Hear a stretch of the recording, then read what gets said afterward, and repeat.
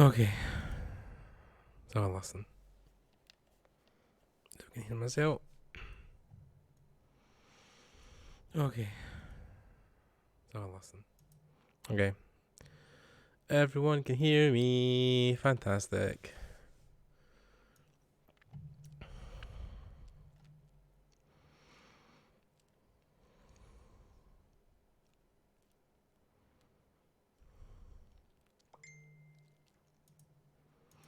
I can hear my phone beeping.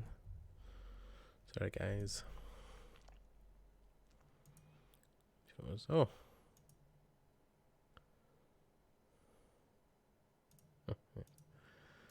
Uh, okay. So, let's have a look at Streamlabs for 2 seconds. Okay, right. Okay, I mean, I had to make a video at this point. It's getting a bit ridiculous. Basically, what I'm going to talk about is just Stadia in general, really quickly. I don't know if anybody's going to be joining us in the chat. Hopefully somebody will, and we can maybe get a bit of back and forward. But yeah, it's been a rough week. This is really difficult for me to say, but because obviously we were very enthusiastic about the service. We really want to get behind it. Excuse me. Unfortunately, since Stadia has launched yesterday, there have been just a kind of flurry of bad news stories that have really just almost put the nail in Stadia's coffin. We first came across I came across the service back in March when they announced it. I've been following even just Project Stream for a while, and I was super enthusiastic about that and thought it was going to be a really good system and a way to further the industry and really push the boundaries of what's possible. Now, there's weird, different tiers of things that are going on. On the one hand, I do know some people have had really positive experiences with Stadia. They got their codes on time. They've been playing it. The lag is next to minimal. There's no lag at all. Then on the flip side, which seems to be some of the more vocal people, obviously, because they're angry and maybe even the majority. They haven't received codes yet. A lot of them have their hardware, so they have Google Stadia boxes and controllers sitting in their house, but there is no there's no code to activate the account. What you're actually seeing here, and it's kind of fine for me to show because you can't see my Google account or anything, but what you're seeing here is the website. What it looks to me at the moment looks like to me, because it can detect that I have a Google account and I'm logging into Stadia to possibly play games, but I can't fully realize that because I don't have a code yet. Now, I'm in two minds about this. The first part of my mind is saying that really sucks because I really want to play it. Obviously, I really want to get on board and stream it for you guys and show you what it's like, especially in the UK, maybe even especially in Scotland, because we are very localized with this channel. What really sucks on the second part is that so the first part talking about me not having the codes is sucky, but I totally understand because I only pre-ordered this in October, like the start of October, so just over a month ago.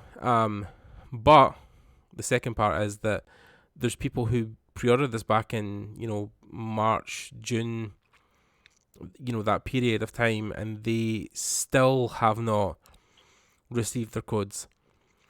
It's really interesting where Google are at the absolute forefront of a lot of technology, and they own Gmail, which is the proprietary system of what a lot of people use for the email these days. So it's really interesting to see that there's been such a problem with with codes and people sending them. I can't understand why they're having such an issue. The thing that's getting me as well is that, I've tried my best to defend Stadia and tried to give it, as much positive news as I can, but I can only defend it so much. And, when stuff like this is happening, it then brings into question how dedicated Google are to their customer base. Because even though the Stadia Founders Editions have sold out, and yes, there is probably Premier Editions getting sold out as well, I don't think there was millions sold. As far as I knew from the last article I read, Google's prediction on their pre-orders was disappointing. So they didn't actually sell as many as they thought they would. Which is interesting in one part because, I'm trying to figure out how many they were expecting or what the numbers actually are. But then you're maybe only talking about hundreds of thousands of people. And probably, 75% of those people who backed the initial project and put down their hard-earned money. Some people even took off time this week from their work. I'm lucky that I'm freelance at the moment. I don't have to worry about this stuff, but there's people who took a whole week off their work thinking that, they would get their code on the 19th and they'd be able to play all week. And now we are, as of the time of recording this, we are, into the 20th, nearly the 21st of November. I still haven't received my code. And as far as I can tell, with online forums and the Google Stadia subreddit has been blown up for days. People obviously really upset that they still don't have their codes either. So that's definitely one thing that is a major thing that is, sorry, it's late at night. I've been working most of the day, so, words, English, I can't speak very well. It's been one thing that's been holding people back is just the general impressions people have of it, and the general impressions are mixed. I think when I watched Inside Gaming the other day, it was something like only 6 websites gave it a positive review, 22 were mixed, and I think 16 were negative. So, it's definitely,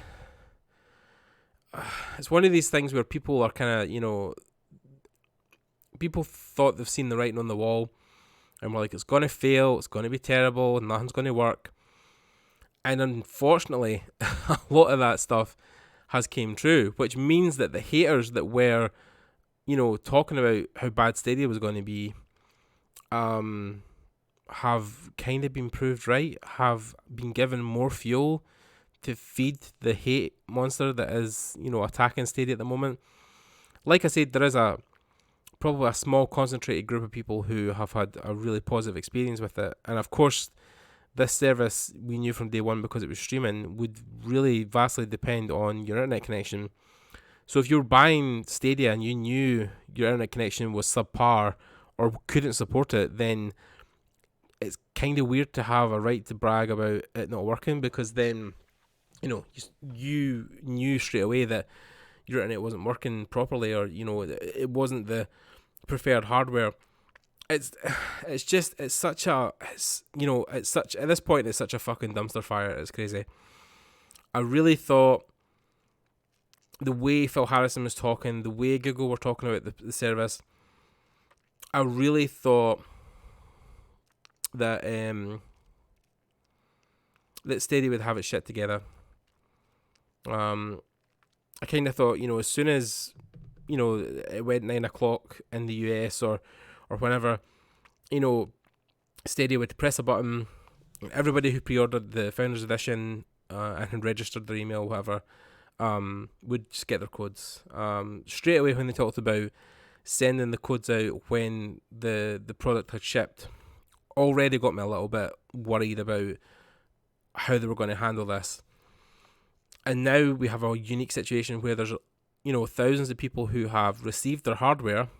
They have the Chromecast and they have the controller, but they have no code, so they can't register the service. So they're literally sitting with, this $100, £100 hardware on their desk that they can't use or open, because people are still waiting on codes. It is quite ridiculous. And even I was, defending them, saying, 12 games, at least they're really good ones. But then, of course, they bumped it to 22. They offered Samurai Showdown on top of Destiny 2, which was kind of cool. So, a $60 game we were getting for free.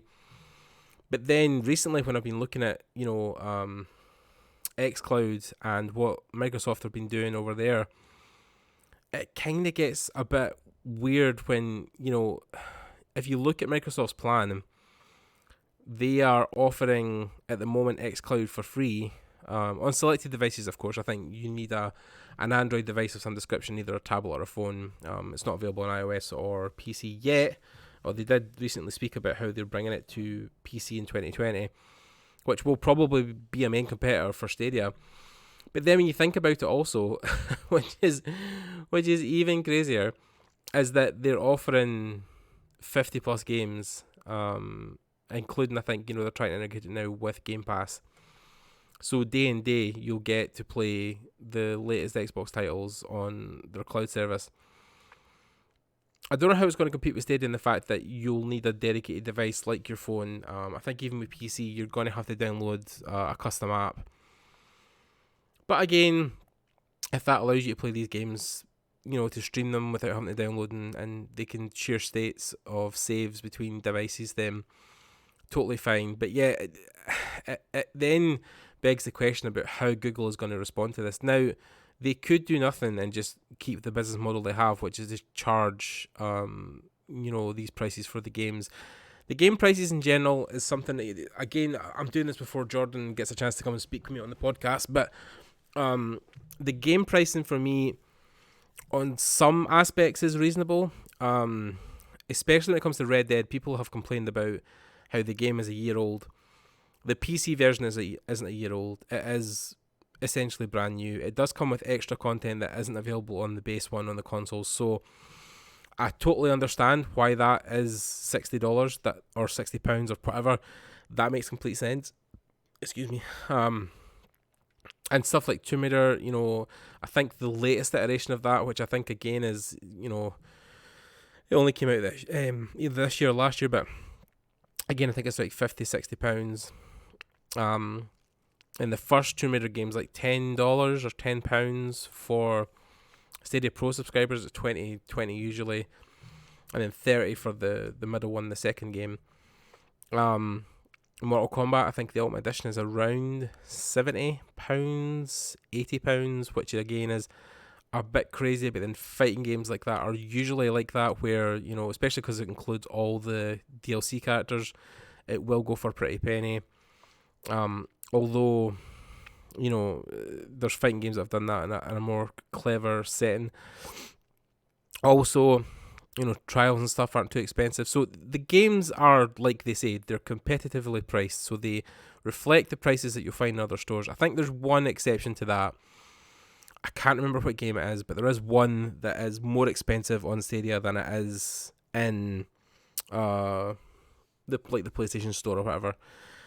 So there's that. And the thing is, launching with so few games, it did bring me into question also, when Phil Harrison talked about it and a couple of their engineers talked about how they've been building this service for years. I mean, the director of games who was on We Have Cool Friends on Kinda Funny, I can't forget the guy's name, but he moved from working on PlayStation Now for Sony and came across the Stadia.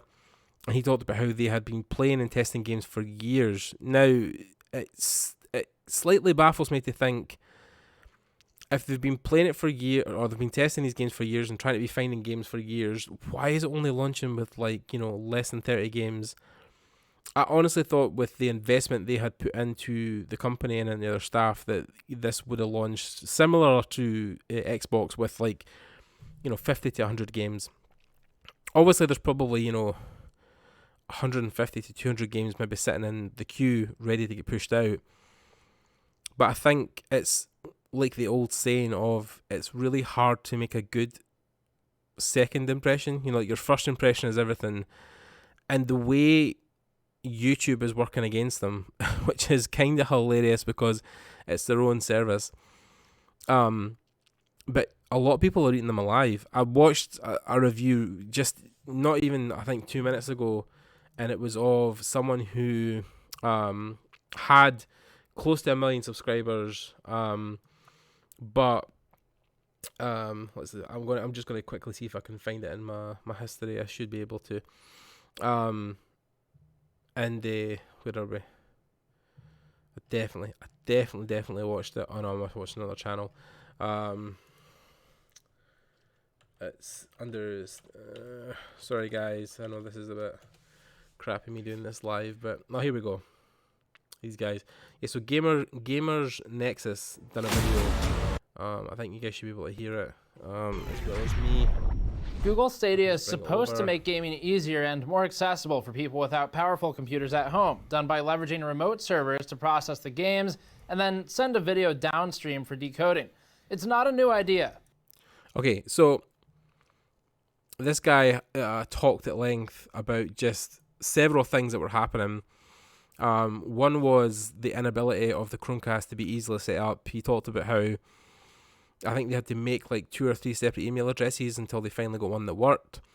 The app had to be used to pair that to your phone, and then the phone had to be paired to the Chromecast, and then it all had to be registered and work together. So there was a whole slew of things that were, a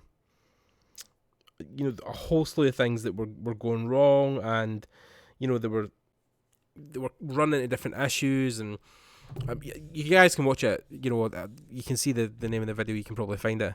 Again, it's Gamers Nexus, but just the amount of stuff you had to go through, even just to get it to work, was a bit baffling.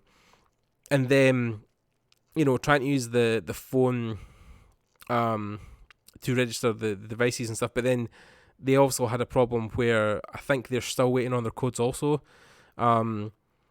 So. This is what they're saying is that, they didn't,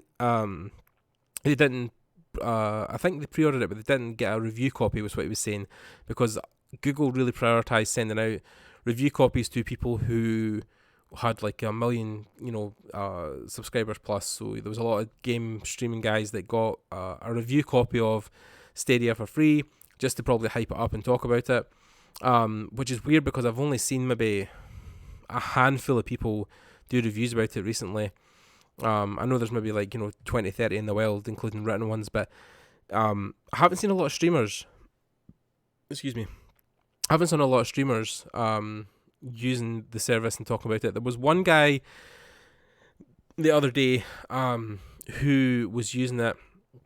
I think it's an ESO gamer or something like that, but he was actually using it and saying that he had a really good experience with it. I was watching him stream it. He said the input lag was next to nothing. It was a really good time playing it, and he really enjoyed it. So, again, mixed reactions, but I think the biggest thing that people are kind of clinging on to right now is the fact that there's so many people at the moment who have all this hardware but have no codes and have no way to play the service, and have no way to interact with something that they pre-ordered back, in March, April time.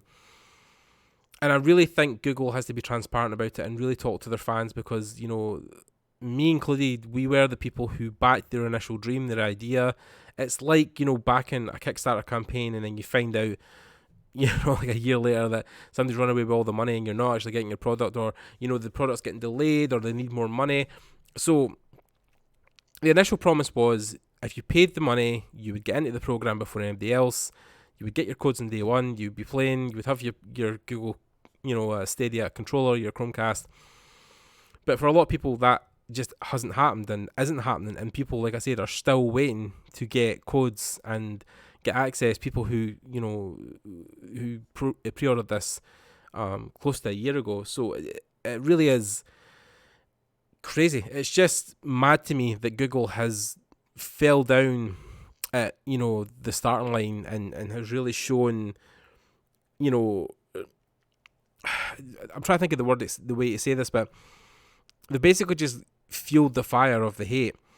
Like before Stadia even launched, it had so much hate attached to it, like more than I'd ever seen with any product that ever launched. And now that it's just, as the dumpster fire people thought it was going to be, you've got guys like this who are sitting on the internet now, who are sitting burning their invites with a blowtorch. You know what I mean? Like, it really is a thing where, and then I think one of the biggest things I've seen also by looking through a lot of the comments is that there's so many people online who are just like so angry, saying stuff like, you have to at least talk to me. Like, please at least respond to my email or respond to my DM or respond to my tweet or my comment. Somebody should be talking to me about where my code is. And I understand they're probably at Google HQ just now or in the Stadia HQ, and they are running about like headless chickens, trying to find or trying to organise stuff and whatever else. But to me, it's just crazy how Google have almost went, radio silent or have went to a point where they just won't even talk about what they're doing. Or, I mean, like, if you look at like just even the top, 5 or 6 videos here, almost every one of them is negative. Even the before you buy, negative. I've already watched it. This looks negative as well. They really need to do something to win people back. I think one of the things they can do is, honest to God, I think the best thing they could do would be to formally apologise to people, especially the founders like me who are sitting, a day, 2 later, still waiting for their code to activate their account. And then the second thing I think they need to do is really rethink their business strategy and look at what xCloud is doing, and then be like, even PlayStation Now is the same. The model of paying per month for like the pro version like we are and getting free games, as in, a library of maybe 30, 40 games to play, I think that's the road Google really needs to go. I think it's going to be hard to maintain a model where you're buying individual games on a cloud service. I mean, again, I know that the industry's going this way. I'm totally behind it. I'm sitting on a channel called Stadia Scotland because I believe in the service. But if they want to exist past, 6 months, they really need to think about how they interact with their community and how they are presenting themselves, because xCloud and PlayStation Now and even GeForce Now are going to be these things that are competing directly with them, and they already have very similar and at times better ways of delivering games. Now, where Google stands alone is that the high fidelity of streaming they have is something that the others can't replicate. So they can push 1080p streams or 4K streams, with very little latency, whereas PlayStation Now, and I've never tried the xCloud yet, but again, has it got the same fidelity? Has it got the same graphic settings? Also, the thing that really blew my mind was, which is another negative point, I know, but it just like blows my mind at this point that there's still things coming out that are just so controversial, where people found out that both Red Dead and Destiny 2 are running at 1080p, and actually you cannot get, even if you're a pro subscriber, you can't actually get a native 4K stream on your Chromecast for Red Dead or for Destiny 2. They both run at 1080p, which again blew my fucking mind. I was like, it's bad enough that the codes are now out and everything else is happening, but now we're in a position where like the streaming service isn't really even working as it was supposed to. You know what I mean? Like the reason we paid for the Founders Edition, the reason we've got the Pro accounts is because we wanted the 4K streaming on the Chromecast, and you can't even get that. So, I was very optimistic for the last couple of weeks and trying to defend Google and going into comments and leaving comments with people saying, oh no, I've heard people say that it's really good and I'm sure it'll be fine, stop being a hater. But now, like, I'm not hating on the service, but I'm getting a bit pissed off that Google are just really not paying attention to what they're doing and hoping that just because they're Google, people will pay attention or people will get invested. They really need to watch what they're doing, because if this goes sour and they end up dying or going into business because of this, or, they totally fail and have to rethink, it's going to be really hard to come back a second time and be like, hey guys, the first time was an absolute fucking dumpster fire, but give us another chance. We'll definitely prove that we can do this. They definitely need to do a lot of damage control, and really fucking quickly. Otherwise, I don't think people are going to stick about to watch.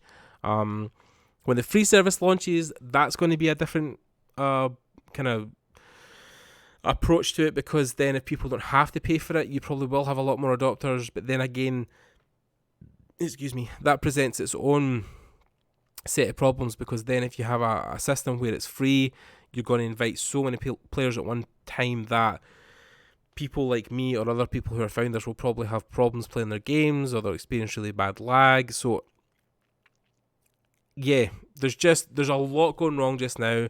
I'm probably going to talk about this more in depth with Jordan when he comes back. I'm hopefully going to talk to him tomorrow. We'll try and see if we can do a podcast episode. But yeah, at the moment, Google is on fire.